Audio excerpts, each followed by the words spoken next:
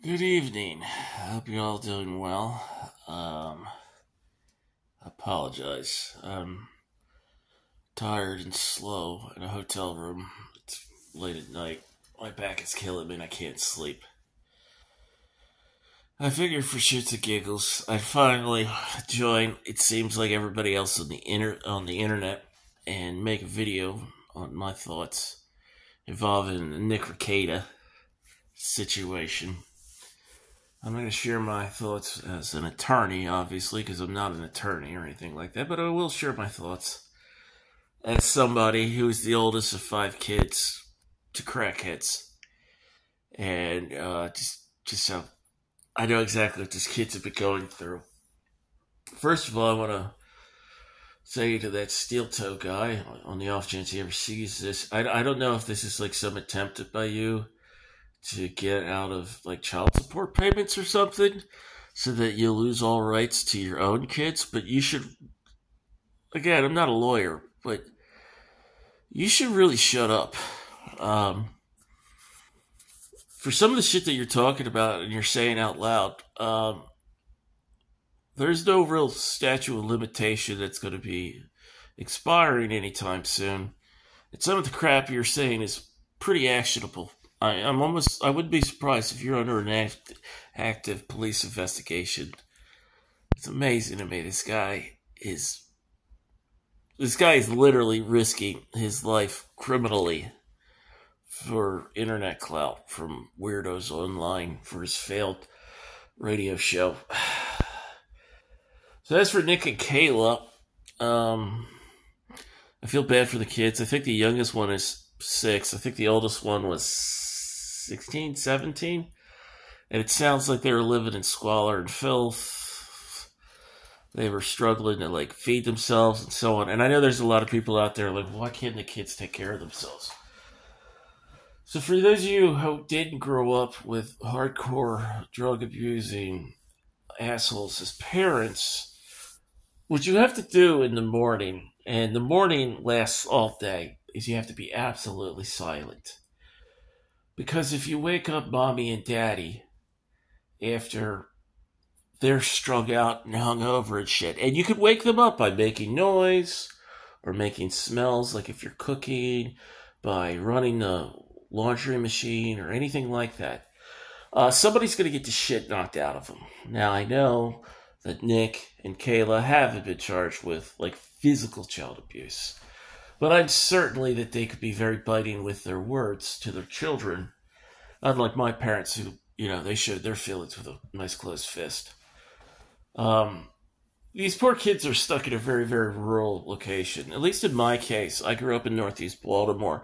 I could walk to a corner store and get stuff for my siblings. I learned how to basically, shoplift at a very early age. I used to shoplift grocery stores and shit for my siblings. And I learned how to cook. I taught myself how to cook from a Julia Child's cookbook. To this day, I love her cooking. She's probably the only British person I like. So I did all the cooking and the cleaning and everything, the laundry at the age of I started doing that when I was around 12, I think.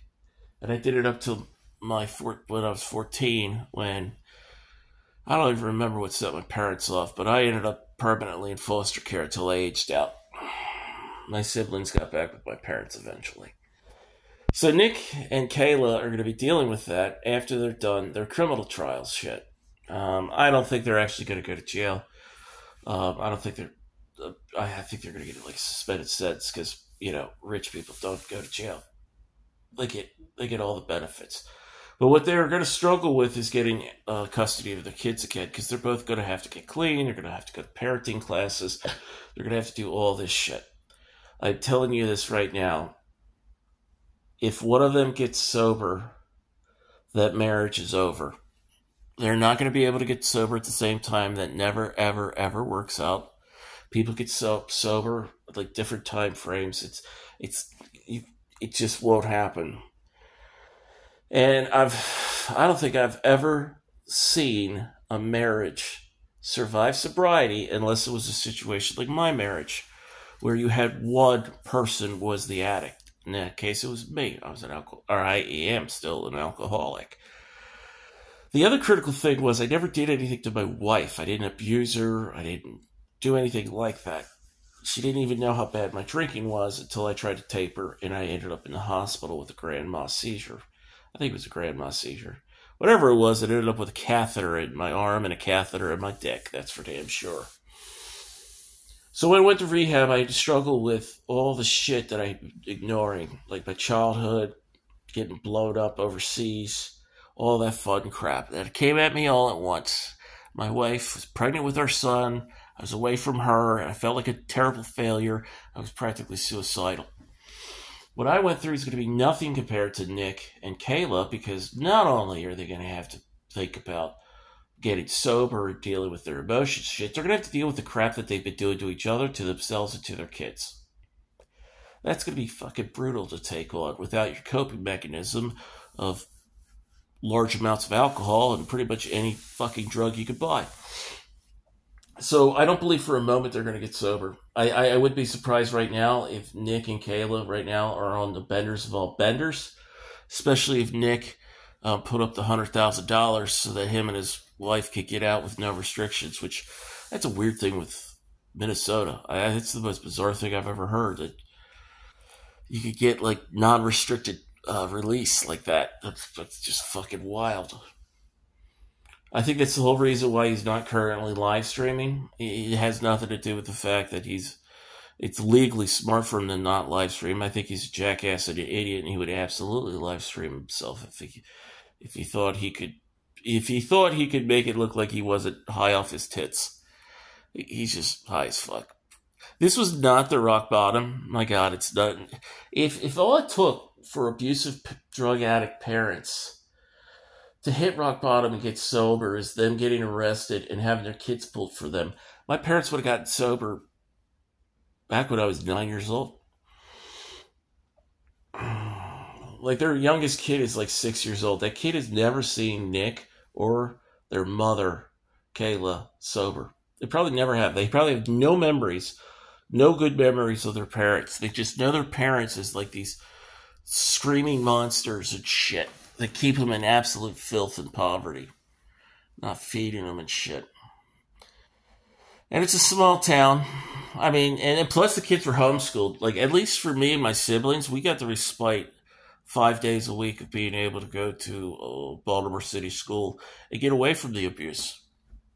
Those kids just didn't even get that. I mean, Jesus fucking Christ. Again, that steel-toed motherfucker, he's doing the rounds online, like, trying to act like he's... I don't know what his deal is. I don't know why the fuck he thinks it's a good idea to be talking about this shit. I wouldn't be surprised, man, if, like... I would be surprised if he ends up getting indicted over something. Because some of the shit he's saying... I don't know what the deal is with his ex-wife, like, why she isn't, like, just getting full custody of the kids. But it is what it is.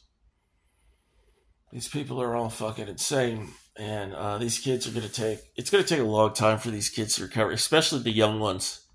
But even the older ones, you know...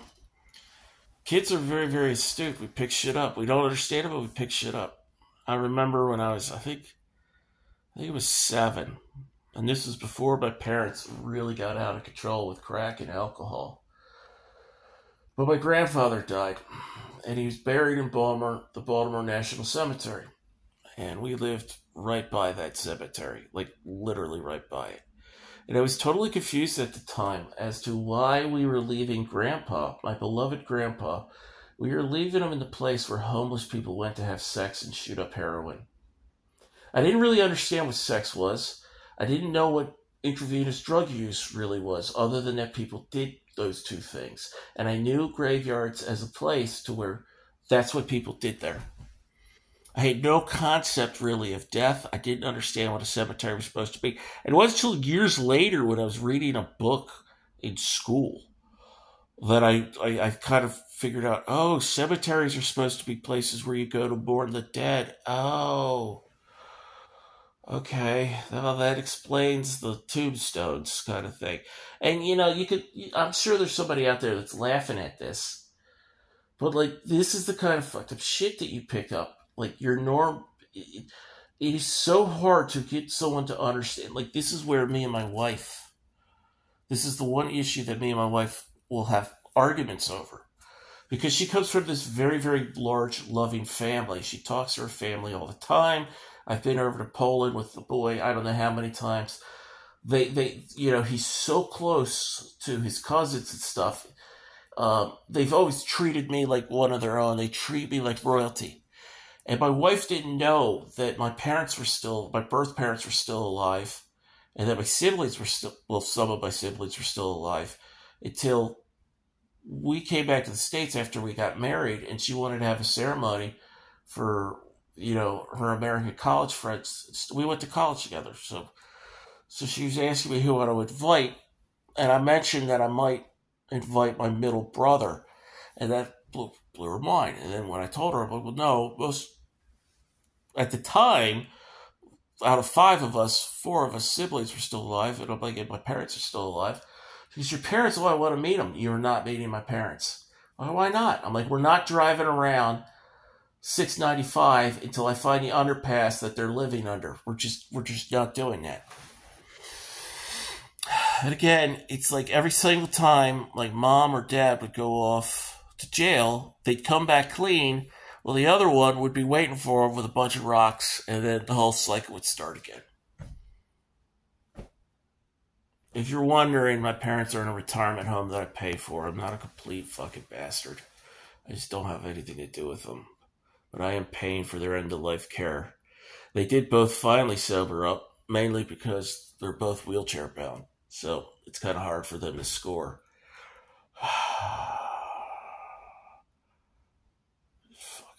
Those kids are screwed up. And I don't trust the grandparents to actually get them the help that they need. Because I've got a feeling that this is one of those small, tight-knit communities that they care more about how people view the family on the outside. Don't bring shame on the family kind of thing. But, if you're wondering, like, this is pretty much what's probably going to happen to Nick's kids. Me, the oldest, I got a job, I got a college degree, I was in the military, I had a pretty decent career in the military until I got blown up. I nearly died from alcoholism at a pretty young age, arguably. You could say, well, it's a combination. Maybe the PTSD from Afghanistan is what caused, no. 99% of it was my fucking childhood. I'm the top one, then the next one down is the older sister. She's a human cockroach. I don't know how she's still fucking alive. She's 42 years old. Out of those 42 years, I gotta say it's probably close to 20 that she's been in jail for various offenses. Grand larceny, receiving stolen goods, destruction of private property, assault of a police officer, prostitution, identity theft. Oh my God, the number of times that I've fucking caught her trying to steal my identity. Like all kinds of crazy shit. Middle brother, I think he's the one that took the beatings once I was left in foster care. Last time I talked to him, he freaked the fuck out of me because I don't think there's anything behind those eyes anymore. He's practically a mute. He works as a welder, but I'll be honest with you. If it turns out that he's been murdering people, prostitutes, I wouldn't be surprised. Like, he's just one of those guys that you try to talk to and it just doesn't click. It's very, very, very unnerving. Very unnerving. The younger sister, she disappeared at the age of 17. I was in the military at the time. I didn't find out about this for years, until years later. My family didn't even put out a missing persons report. So she was probably turning tricks, and some guy just probably raped and murdered her. She's just carcass somewhere in an abandoned row home, never to be found. Youngest brother followed me in the military. He lasted, I want to say, less than 2 years before he was kicked out for assaulting an NCO and drugs and alcohol. I think he's out in the Pacific Northwest. I'm fairly certain he's homeless. Statistically, that's pretty much what's going to happen with kids that grow up in really, really abusive, disruptive homes. When both your parents are active addicts in front of you, there's a non-zero chance. I think there's a less than zero chance that the majority of Rekieta's kids are going to have severe drug and alcohol problems. Like, it's going to happen. These kids need intense therapy. And it's totally dependent on the parents, grandparents to recognize this, or whoever they're staying with. And chances are they're not going to do shit because they didn't seem to do shit while these kids were living under these conditions. So I ended up in the military for 2 reasons. One, I was homeless. When you age out of foster care, they let you leave with the clothes on your back. I was able to leave with clothes on my back and a book I had that it was my book. It was P.K. Dick's A Scanner Darkly. I'd been buying my own clothes too. They made me leave my clothes. Social worker came, made me sign some paperwork. I had to leave basically everything. I had to call up work. I was working at a fast food joint, tell them I wasn't going to be there because I wasn't going to have a ride no more. And they gave me a bus token to go down to the city. And I lived basically in an abandoned homeless shelter until I enlisted I tried to enlist in the military, and the actual recruiter that was handling me, he put 2 and 2 together real quick, found out I was homeless, and he basically let me live in his garage. I lived in a garage for like 6 months because it was either that or go to my parents' house and kill them.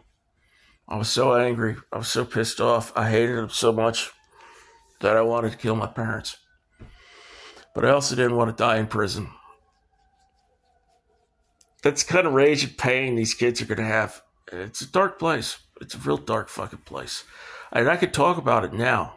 I could talk about it without, swearing, without wanting to drink, without wanting to punch a brick wall until I stopped feeling emotions.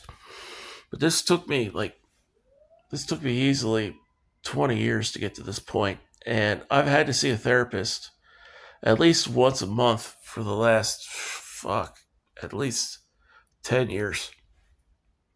It still riles me up. I find that kids that grow up in my kind of situation when it comes to like abuse, we either internalize it and it becomes our normal and we perpetuate it, or we go in the complete opposite end where we're hyper-vigilant about it and we get really fucking aggressive about it. Like, really fucking aggressive. I know I make other parents uncomfortable whenever I go to my kids' soccer games. Because if I hear a parent, like, using foul language or getting nasty with the kids, I'll say something. I'll just walk up to them and be like, I need you to knock that off. Like, don't use the F word in front of these kids. And usually when they see who's telling them to do it, they immediately stop. Because chances are I got a foot on them and I got a hole in my face. So it's like, you'd be amazed what you can get away with when you're pretty tall and you work out and you got facial scars. You generally don't have parents that want to, or anybody really that wants to throw down with you, but that's always been my fucking problem. I can't handle it. Like, I can't watch movies. I can't watch any kind of movies that involve, like, child abuse and shit. And, like, even, like, I've read the search warrant thing. I nearly punched my computer screen because it's like, the rage just starts filling in me. And obviously I'm internalizing this. I'm internalizing what I went through and as to what the Rekieta kids are going through. But, like, I don't know, man. I really just think that Nick and his wife they're just getting fucked up. They're just getting fucked up right now. Nick's already said on, like, his social media that he's not going to go to drug treatment or whatever because he's a lawyer, he knows what he's doing kind of thing. And it's like, yeah, he don't give a shit about his kids. He doesn't give a fuck about his kids. I love it when people are online are like, guys, you gotta think about the kids. Nick and Kayla need our support. Don't pry into their business. They need to do what they need to do to get back into their kids' lives. They don't care about their kids. It's like, they just fucking don't. They stopped caring about those kids like 3 years ago. Like, I'm amazed at the people that are acting like this was like